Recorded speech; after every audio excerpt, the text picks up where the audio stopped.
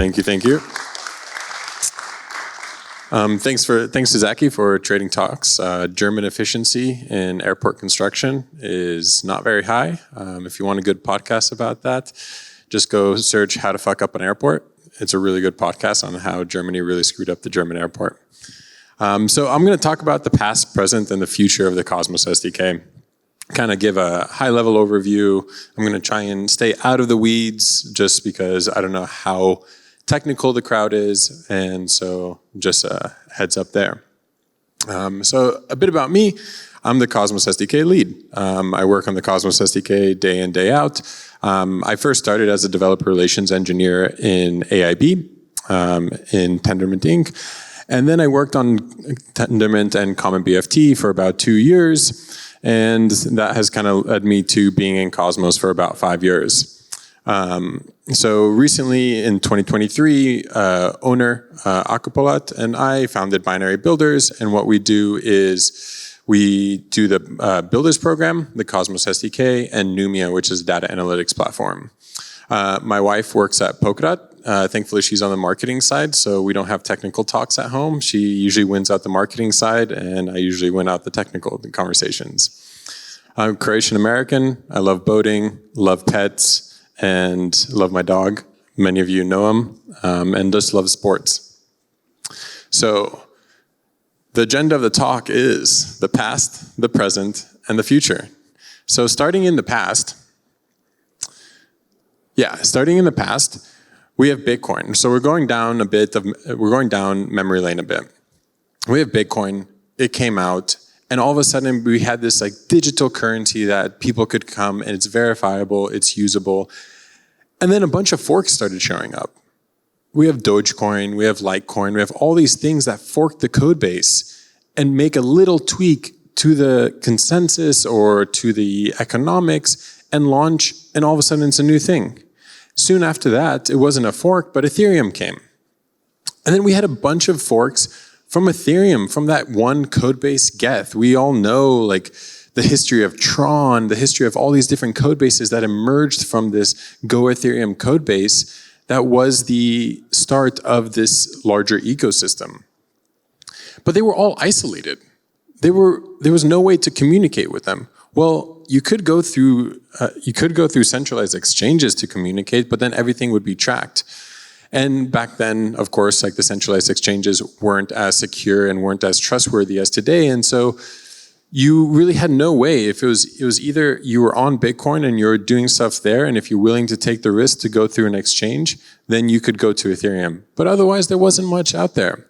And that's where Jay Kwan and Ethan Buckman really came to the vision of Cosmos. I believe Bucky talked about it earlier in his talk today about this app chain thesis. And through this app chain thesis, IBC, Cosmos SDK, and Tendermint, now known as Comet BFD, came to fruition. A world where this framework that anyone can use to build a blockchain, and that blockchains are not isolated anymore. This really came to fruition, and now we're seeing it in the wild. But we can also see that that vision was so far ahead that it took Cosmos a while to get the liftoff. And now we're seeing even the Ethereum people go into the app chain thesis, and they're starting to even ask the Cosmos ecosystem, like, hey, how are you guys solving all this fragmentation that we will potentially see coming to the Ethereum ecosystem? Just because we've been dealing with it for a number of years. So, yes, so the Cosmos SDK. It was first released in 2017. There was a few things back before then. There was things like Basecoin that was part of Comet, part of Tendermint. But it really stood the test of time. The Cosmos Hub launched in 2019, the first/second Cosmos SDK chain to go mainnet. And we kind of removed Amino. If you know Amino, you know some history there, then you'll probably get a little laugh out of this. But you always have to bring it up. But the modularity of the Cosmos SDK, of the entire interchain stack, was a bit half-baked. We were thinking of, okay, how can you replace X with Y? But we weren't really allowing the user to do it in a seamless way. And so this is where we're kind of going in now. So, yeah, next slide. Oh, yeah, there. So where are we today? So, like I mentioned, the Cosmos SDK is one of, if not the most used software development kit to develop blockchains. Not only blockchains, but it's starting to be used for things like rollups. And we're starting to explore the world of ZK rollups. The interesting thing here is we don't really define what a module is or how to interact with the Cosmos SDK. We really define a simple interface of saying, hey, what VM do you want to use? Do you want to use the EVM? Do you want to use Solana, the SVM, the Agoric VM, wasm? We define these simple things to allow you to do really whatever you want, and it's a very powerful thing. It is kind of a double-edged sword because we are allowing users to do a lot more than you can do in a simple virtual machine. The user flow today, I mean, DYDX is the perfect example of, in my opinion, what the correct user flow of someone going from a smart contract, gaining user adoption, going to a roll-up, and then coming and getting their own sovereignty. That is the ideal scenario, but it is very hard because we do lack the one thing that DYDX succeeded at, but many others don't: users. The wider blockchain ecosystem lacks users, and because of that, there's not a need for a high throughput chain. There's very few needs for it. But like I mentioned, you can swap these core components. Performance in the Cosmos SDK is somewhat of a bottleneck, but for 90% of users today, it's good enough. It is solving the needs of our current user base.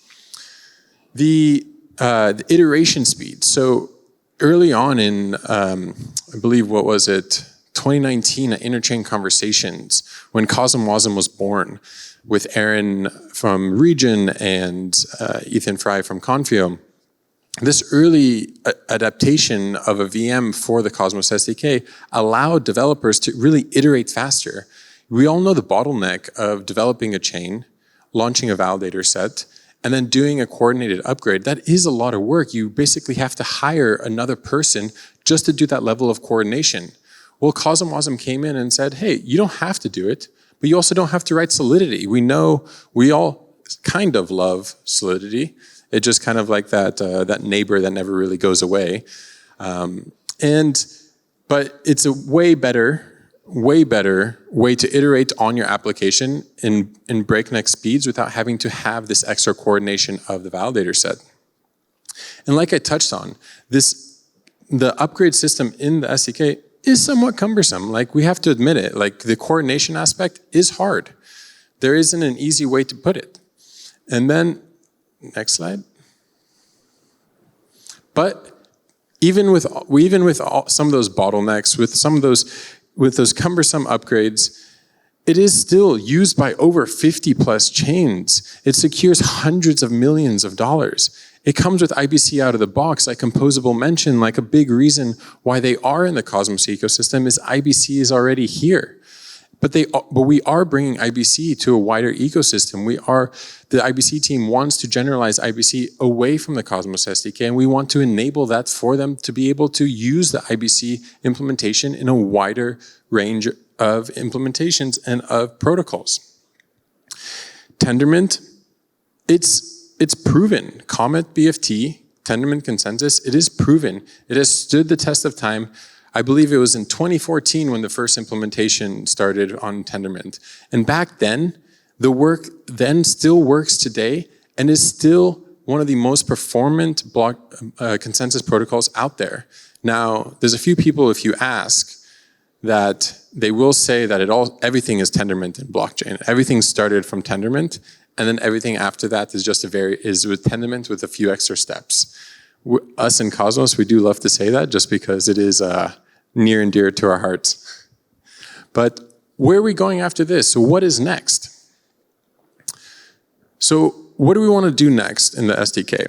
Well, these bottlenecks and these cumbersome things, we want to lift those and allow people to be more performant, work in smaller environments, but also allow people to more easily swap components. So we're working with, in the runtime, next slide. Next slide. Hi. Okay, take a step back. So when we think about the SDK, what we're really talking about is the kernel versus the app level. So the Cosmos SDK, when you're writing a module, you're writing a kernel module like you are in the operating system. And so here you're writing something that is super powerful, that is super free, that you can do stuff outside of the gas consumption of a block. This is super powerful, but it is super dangerous. You can run into issues, but then when you want to do things that are more permissionless, like a VM, like EVM, Cosmosm, and stuff like this is the app level. And so the Cosmos SDK is really focused on this kernel level, which allows developers to build more complex applications, but it also allows them to build complex applications that are fitted to their needs, not only a generalized framework. So now on the runtime side, with the Cosmos SDK, we're tied to ABCI, we're tied to Comet, we're tied to Tendermint. This isn't a bad thing. Like I mentioned, it is one of the most proven and one of the most performant consensus protocols out there. But there are users. There is this whole new world of rollups emerging. And we want to really play in that world. We really want to work with those users. We want to allow people to use different Merkle trees, different consensus engines, different mempools, write more complex and unique pieces of code for the application instead of having this generalized thing, because our assumptions are not the same assumptions that you might want to make. And so here, we're working with a plethora of teams. This is just three that I'm naming here. Rollkit. Rollkit is a roll-up framework to develop that is an alternative to Comet underneath the SDK or underneath generalized VMs in order to do roll-ups. And so they're also written in Golang. We work seamlessly with them, and we're working quite closely with them on the areas like fraud proofs, validity proofs, and this whole world that is emerging. Then we have Barichain. Barichain is really pushing the modularity aspect of the Cosmos SDK today. They're really pushing it to the brink, and we are making changes in order to accommodate them, but we want to do this refactor that would allow them to build stuff and treat the Cosmos SDK as a middleware. So with Polaris or Barichain is going to be an EVM-based chain, but they have this grand vision of having L2s as part of their L1, and in that vision, they want that value to feed back into their main chain with Polaris. We all know Celestia. If we haven't heard about Celestia and Cosmos, then you might be living under a rock. But Celestia is really pushing on what they want to do with the software. They're really changing things that they need. They don't want something that's generalized for everyone's use case. They want something that is specific to their use case, and so they're making modifications in order to enable that. And we are and will rework the SDK in order to make this easier, to make it more seamless, to make it easier to work with the Cosmos SDK in order to build your unique software. And then next, on storage and performance. So this has been a really hot topic in crypto. And recently with, I believe it was Geth 113, they redid their entire key structure for their Merkle tree. That key structure is actually very similar to the key structure that we actually just did in our IVL, in our new Merkle tree that will be released as part of the next release of the SDK. But as part of this storage and performance work, Cosmos and blockchains in general have this problem of state bloat. It is a large issue, and we want to be able to solve it. We want to be able to provide alternatives than what there is today. Today, it's like there is a Merkle tree, you store everything in there. If you want to run an archive node, well, you have to store it all in the Merkle tree. There's a plethora of different ways to do this storage. Also, it's really honing in on the question of, okay, in early days of blockchain, we had this requirement that all state had to be provable. All state had to be verifiable as far back as we can go. Well, there's teams that started questioning this, like Solana. Solana, I don't believe like their Genesis block is provable because it's so far back. Their state is so large. So it's really starting to question these norms, these themes we accepted early on in crypto, and starting to reevaluate in order to give a better UX to users, to node operators, but also be more performant. Like the Web 2 world solved these issues many times over, and it feels like we're recreating the wheel in many of these storage solutions. And so we're really honing in on what is Web 2 doing, why aren't we doing that, what is the missing aspect in crypto from Web 2, and trying to bridge that gap. Next slide. So cross-laying. So blockchain people are obsessed with Rust. It's everything Rust, not even JavaScript, not even C anymore. It's all just Rust. The Cosmos SDK is written in Go, and when it was written in 2017, the state of Rust was very, very poor. It was breaking, the 1.0 wasn't released, and so Go was decided as the language of choice. Now years have passed. Rust is an amazing language. We all love it, even the people, even I, who writes Go all the time. Of course, I mean, I work in blockchain. How can't you love Rust?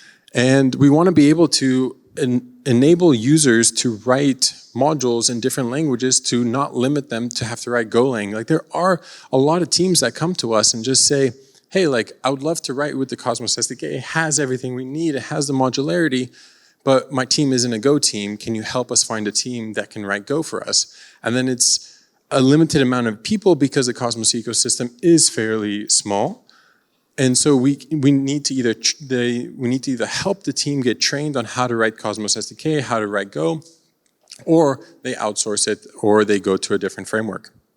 And so allowing people to build in Rust also enables different ways to compile the code. So now we've been playing with, and we've been talking with different users, with different also frameworks like Substrate, about RISC-V and that whole world. RISC-V is a really new emerging technology that really came to light a couple years ago, and now it's really being pushed. Now, I'm of the opinion that wasm was our stepping stone and RISC-V is our final destination, and so now we're really starting to see that. And so I'm really hoping that we can really start pushing the boundary with RISC-V. We're fairly close with the Substrate team, and they just announced their Polka VM, which is a RISC-V VM, and so we've been talking to them a bit about how they're thinking about it and really trying to hone in. But this also solves a different problem. Okay, I'm gonna go fast. This also solves a different problem. Upgrades. This allows us to do more seamless upgrades. Nodes don't have to upgrade on the dot at the height. They can upgrade before. They can upgrade more dynamically without having to either go through governance or a blob is uploaded and then the chain is upgraded. Next slide. And then ZK. So like I mentioned, ZK, fraud proofs, although they are different, the state machine and the proving capabilities need to be somewhat similar in order to get there. And so we are exploring with RISC-V, wasm, and these different worlds on how to get the Cosmos SDK, its modules, its business logic, to compile down to environments where we can more seamlessly verify with fraud proofs. We can build execution-like clients for IBC in order to communicate with rollups and stuff like that. Next, UX. I'm just going to go quickly. So all this really leads back to UX, from the node operators to the application developers, and then also to the users. These are the three main people where these technology improvements will really lead back to and will really help.